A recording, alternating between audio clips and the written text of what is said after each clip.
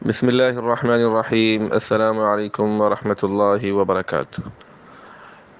دوستو، امید کرتے ہیں آپ سب خیریت سے ہوں گے۔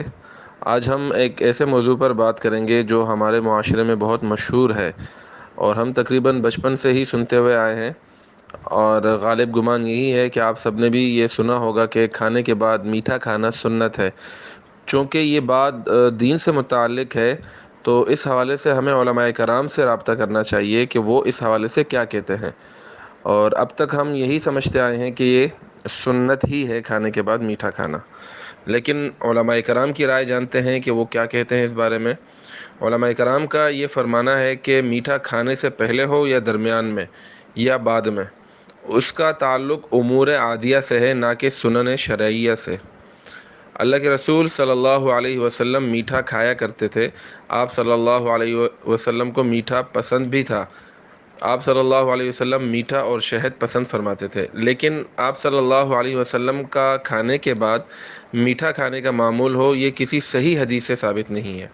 وہاں تو مہینوں چولہا ہی نہیں جلتا تھا، 2 وقت لگاتار کبھی آپ کو روٹی دستیاب نہ ہوئی، جب جو میسر آیا نوش فرما لیتے۔ لیکن ایک موقع پر کھانے کے بعد میٹھی چیز نوش فرمانا بھی آپ صلی اللہ علیہ وسلم سے ثابت ہے۔ حضرت اکراش بن ذؤیب رضی اللہ عنہ کی روایت ہے کہ انہوں نے حضور اقدس صلی اللہ تعالی علیہ وسلم کے ساتھ کھانا تناول فرمایا۔ آپ صلی اللہ علیہ وسلم نے کھانے کے آخر میں کھجور تناول فرمائی، جس سے معلوم ہوتا ہے کہ کھانے کے آخر میں آپ صلی اللہ علیہ وسلم نے میٹھی چیز کھائی ہے۔ لیکن ایک آدھ مرتبہ کھانے کے بعد میٹھی چیز تناول فرمانے کی بنا پر کھانے کے بعد میٹھے کو سنت نہیں کہا جائے گا۔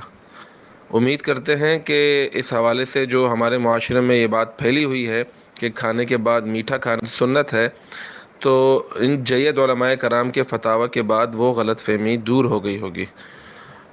امید کرتے ہیں کہ آج کا ہمارا یہ موضوع آپ کو پسند آیا ہوگا۔ اگر آپ نے ابھی تک ہمارا چینل سبسکرائب نہیں کیا تو آپ ہمارے چینل کو سبسکرائب کریں، بیل آئیکن کو پریس کریں، تاکہ ہماری آنے والی ہر نئی ویڈیو آپ تک بآسانی پہنچ سکے۔ بہت شکریہ۔ والسلام علیکم ورحمۃ اللہ وبرکاتہ۔